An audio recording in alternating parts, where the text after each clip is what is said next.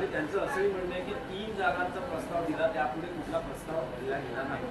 पुढे आणि जोपर्यंत सुभाष आमचे दरवाजे चर्चेसाठी अजूनही खुले आहेत. जोपर्यंत सुभाष देसाई या चर्चेत होते तोपर्यंत सकारात्मक चर्चा सुरू होती. संजय राऊत आल्यामुळे मला माहीत नाही, ही महाविकास आघाडीची चर्चा होती. त्या शरद पवार होते, स्वतः उद्धव ठाकरे होते, मी कुठेच नव्हतो. उद्धव ठाकरे, शरद पवार, नाना पटोले असे प्रमुख लोक चर्चा करत होते ना. पण ठीक आहे, त्याने एक भूमिका मांडली आहे आणि वंचित बहुजन आघाडीला पहिल्या दिवसापासून आम्ही सन्मानानंच वागवलं. त्याच्यासाठी फार हे सगळ्यांना माहिती आहे. त्यांना प्रस्ताव जो होता तो 4 जागांचाच होता आणि बंद दाराआडच्या चर्चा आम्ही बाहेर शक्यतो करत नाही. समाज माध्यमांवर अकोल्यासह 3 जागा हा प्रस्ताव होता. त्याच्यामध्ये आम्ही आमची रामटेकची विद्यमान जागाही द्यायला तयार होतो.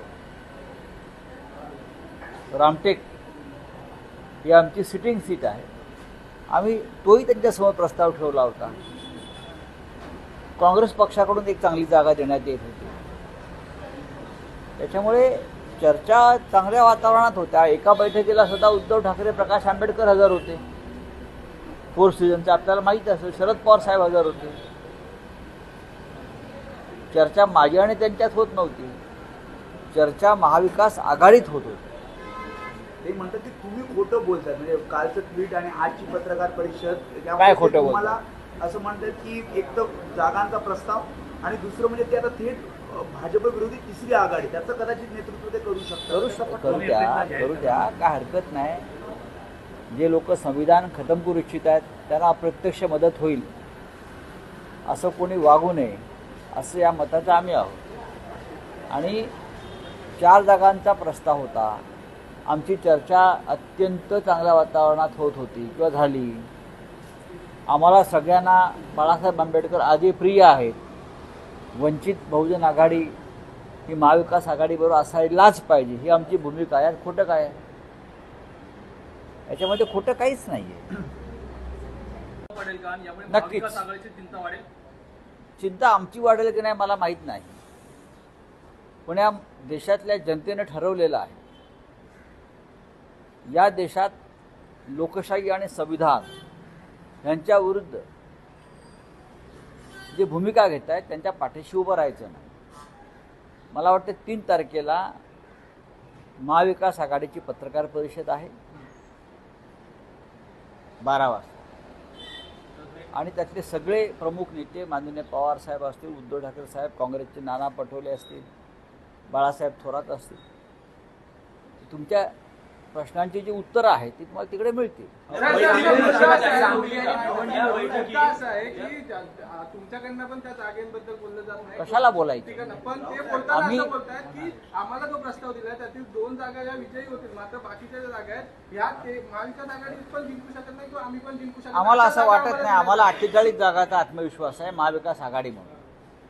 महाविकास आघाडी म्हणून आम्ही 48 जागा लढू आणि आम्ही जिंकण्याचा आम्हाला आत्मविश्वास आहे.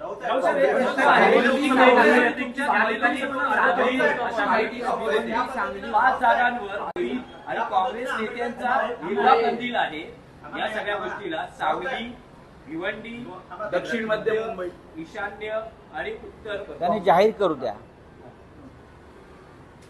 मग उत्तर प्रदेश, बिहार, बरं का, संपूर्ण महाराष्ट्रात 48 जागा आहेत. त्याच्यावरती पण अशा लढती करायच्या का? मला वाटत नाही. काँग्रेस हा एक मॅच्युअर्ड समंजस राजकीय पक्ष आहे. मैत्रीपूर्ण लढतीत काय होतं सगळ्यांना माहिती आहे. मैत्रीपूर्ण लढत ही आपल्या विरोधकाला मदत करण्यासाठी केली जाते.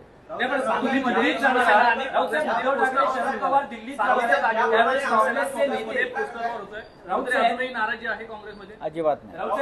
उद्धव ठाकरे, शरद पवार रविवारी दिल्लीत आहेत, त्यावेळेस काँग्रेसचे नेते आणि उद्धव ठाकरे, शरद पवार अशी काही चर्चा होऊ शकते का या 5 जागांसंदर्भात?